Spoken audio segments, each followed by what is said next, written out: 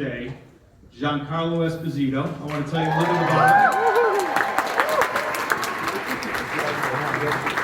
him. He was born in Copenhagen to an Italian carpenter and stagehand father from Naples, Italy, and an African-American opera singer mother from Alabama. He is, of course, well known for his iconic portrayal in Breaking Bad and Better Call Saul. Some of you may have heard of the show. Mexico. 2012 Critics' Choice Award and earned a 2012 Emmy nomination. His role of Gus Fringe on AMC's Better Call Saul, which has earned the 2019 and 2020 Emmy Award nomination in the category of Outstanding Supporting Actor in a Drama Series. The show has been nominated in 2015, 2016, 2017, 2019, 2020, and 2022 for an Emmy Award in the category of Outstanding Drama Series, and for the 2019 and 21 Screen Actors Guild Award in the category of Outstanding Performance by an Ensemble in a Drama Series. You may have recently seen him in Kaleidoscope. He was also in a little series called The Mandalorian. He has an enormous body of work in film and television, and he has brought so much attention to our great state of New Mexico. All of us New Mexico filmmakers have a huge debt of gratitude to him. And so now I want to introduce to you the Las Cruces International Film Festival 2023 Outstanding Achievement in Entertainment Award winner, Giancarlo Esposito. Ladies and gentlemen.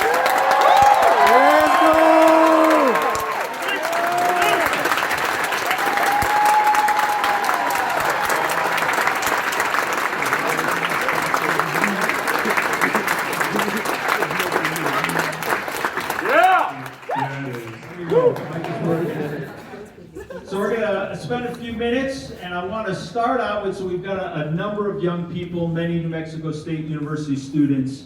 By all accounts, you are successful in your chosen vocation. And your chosen vocation, I can speak from experience being a filmmaker myself, is very competitive, it's very difficult, there's a lot of rejection. So how have you achieved that success, and how have you sustained it? You know, hard work, I have to say. I mean, it's such a far-reaching question. I think for me, my passion has guided me from the beginning, knowing that I couldn't do anything else. I mean, I could do just about everything. As an actor, you have to be able to do everything. And you have to learn about everything, read everything, and you can live many, many, many different lives. So I know, 20 feet tall on the screen and looked completely different, and it was just like, I was mesmerized, and I really couldn't handle it. I had to walk out of the theater. I think that may have been the beginning of me not watching a lot of my work, because I feel like, for me, it was important to just kill my ego and kill myself so I can become other selves. Now that may not make sense, it may be, but if you think about it, if I raise myself and become that star that I am, I might believe it. So I don't want to believe it because I still know who I am, right? Yeah, I know you're laughing. You think that's funny, huh? I think it's funny too. So you played a number of, I didn't answer your question. Yeah, please. Okay, so there are a lot of variables. I'm going to give it to you quick because you guys probably need to know. Television, you're doing 7-8 pages a day. It's like that, right? So I'm always befuddled when an actor comes into a television arena and walks in with the pages and is learning the scene as they go, which happens a lot in television. Because people have been doing it for 2 or 3 years and they just don't do their homework at home. They do it there, and I think their performance suffers, right? So there's a lot more of material you have to do in a day in television. In film, you'll do 1 page a day.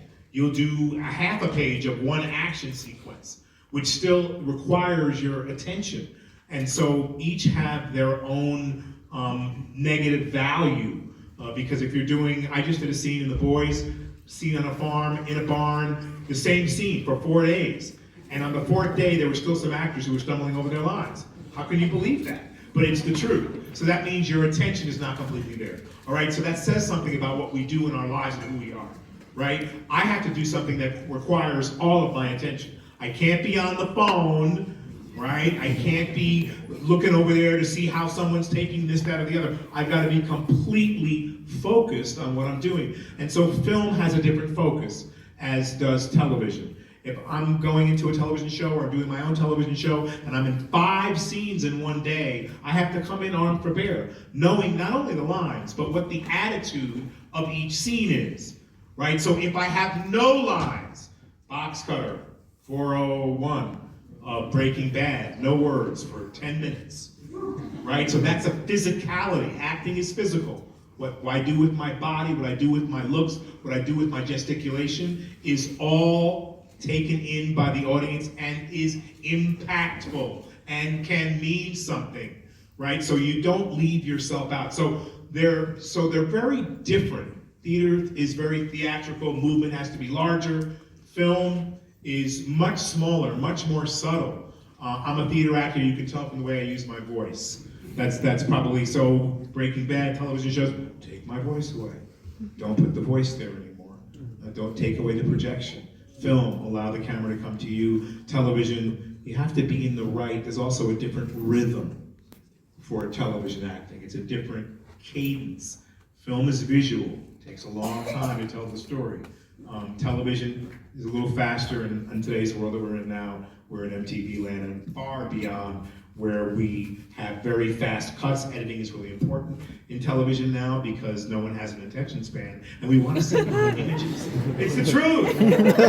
Throw the images out there, right? Get the images out there because the brain is collecting them faster than ever because of our iPhone and the way we make things. And then sound, all right? Do you know what you are? Are you auditory? Are you tactile? What are you as a human being? What do you respond to? Right? I know I respond, I'm a very tactile human being. I like to touch things, right? Oh, that's smooth, that feels nice. Do you like sound, music is a very, very important part of what we do in entertainment. So those are some of the major broad stroke differences between film acting, television acting, and theater acting. I went to audition for a movie called Taps, Timothy Hutton, Sean Penn, Tom Cruise, and I didn't get it. The casting director called me in, Shirley Rich, and said, Giancarlo. Not a good sign. You really need to learn how to act. and I had tears in my eyes, and when she saw that, she said, okay, wait a minute, I'm gonna qualify that. You act for the theater, right? You have to learn how to act for the camera. Everything is so big and it's overdone, and I suggest you go and do some plays. I went down to the Henry Street Settlement in New York and did a play with Woody King Jr., 2 plays down there, went to the Negro Ensemble Company, did a play a year later, won the Obie for that play, and a year later I got called up for a film called Taps. I said, that movie, they did it, I didn't get it. They said, no, they didn't do it, and they want to see you again. And I went in to read for the same casting director, and her mouth dropped. I did nothing. I sat there and looked at her right in the eye, and I just said the lines. I didn't put anything on it. She said, what did you do? I said, I did what you told me to do. So you can't lead unless you can follow, and that's a great example of being crushed. I was crushed when she told me this. And that is the ultimate, you just are, I was sitting there going, I'm in the wrong profession. I was defeated. But it served me well because there was one thing that I could do, and I could do what she told me.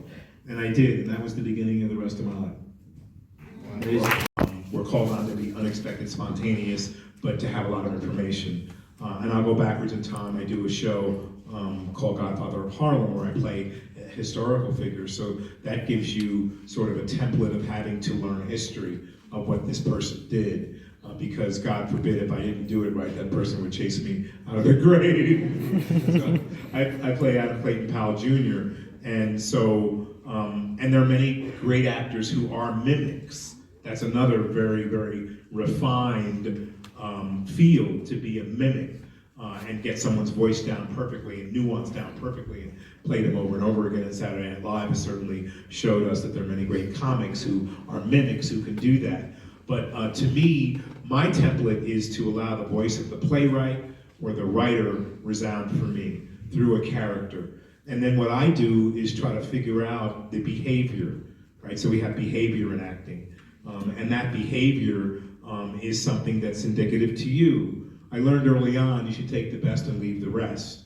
People, if they like me as an actor, they enjoy seeing me, but I don't enjoy seeing me. I want to lose myself to be able to create someone anew. So I allow that spirit to overtake me, but it takes time.